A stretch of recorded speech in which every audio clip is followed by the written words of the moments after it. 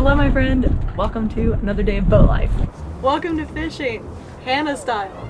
I think I've invented the laziest way to fish possible. I'm so bad at fishing, it could take me all day to catch a fish, but it's not a problem because I can just lay on the couch, drink my coffee, and read a book with my line in the water. And hopefully when I feel a tug, no big deal. No, I'm just joking. I'm not gonna sit here and fish all day, but I saw this couch sitting here and I was like, that looks like the perfect setup to lounge and fish at the same time. I had to try it. Then I'm gonna go down to the dock and fish. We're gonna catch some fish down there. Just figured I'd see if I can catch anything up here. Would you fish here? Nope, didn't catch anything up top. Let's go down to the dock. I'm using a pretty simple setup today, just a number 2 hook, some shrimp, and a little bumper weight. Gonna toss it in, see how it goes.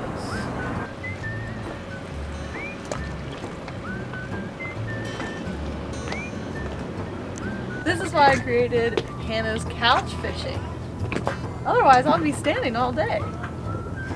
I had to rebait. I saw a bunch of little fishies chowing down on my big bait. Greedy little guys.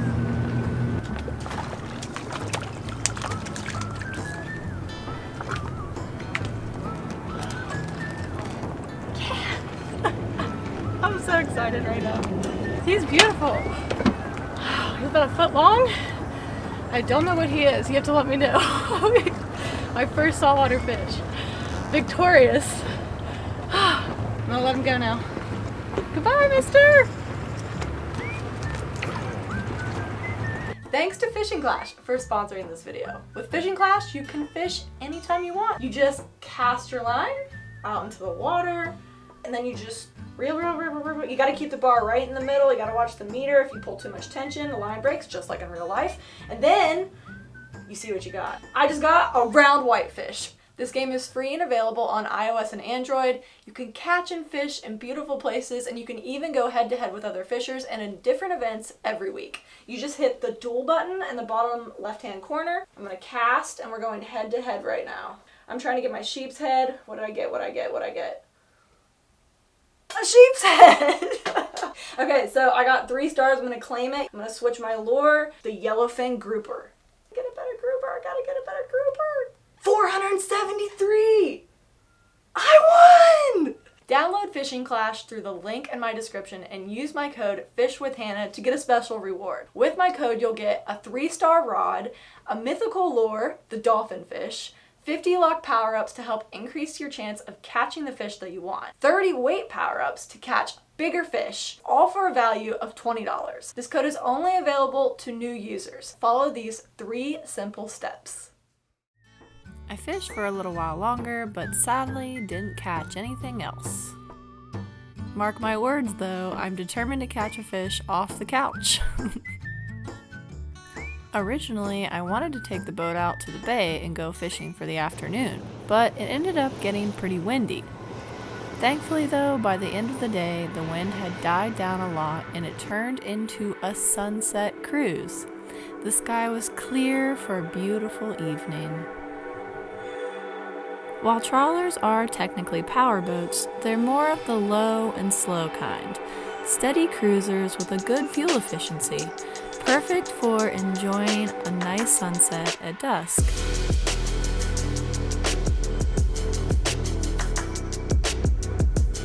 I was lucky enough to catch a sunstar, and whenever I catch a sunstar, I take it as a sign of good luck.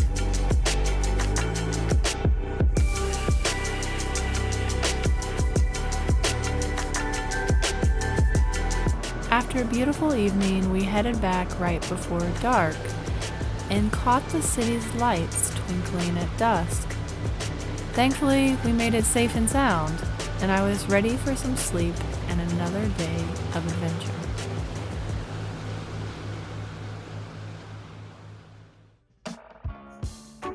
The snow has been really bad for skiing up north, so I figured it was the perfect time to come back down to the boat, keep working on it, and get it ready for summer because I've been thinking about it and I think I'm going to invite some subscribers out on a fishing trip. A day full of fishing, food, drinks, all covered, just a day full of fun. There's so many rules these days when it comes to sweepstakes and contests.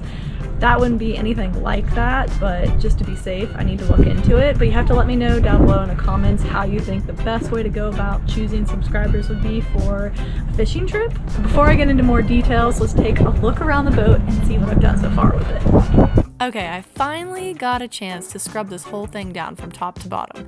8 hours later, and it's looking better. The front deck and windows got a nice wash down. On the back deck, I got some seating set up. I tried to maximize seats so it's comfortable to hang out and enjoy the breeze. Up top was, when I say covered in seagull droppings. This owl right here did not do his job. The whole of the boat is pretty dirty. It's an old boat. I scrubbed off what I could, and there was a ton of rust, but after lots of rust remover, it's starting to improve. I think it just needs a good waxing now. What do you think? Okay, enough of the outside, let's head inside. I got new curtains. Got those right off Amazon. They're like $10 a panel. Now let's look at the front of the boat. If you remember, these were old, dingy, smelly cushions. So the old cushions were really old and moldy and just smelled like mildew. And instead of having a professional upholsterer come on the boat and do them all custom made, I actually took all of the old cushions off the boat. I dinghied them over to the dock on my dinghy. Beautiful little morning. It's quiet, except for the sound of my engine.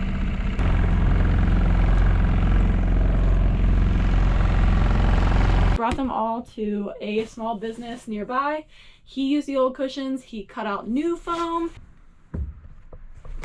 And this whole thing moves. Yeah, it goes back and forth. Just the cable.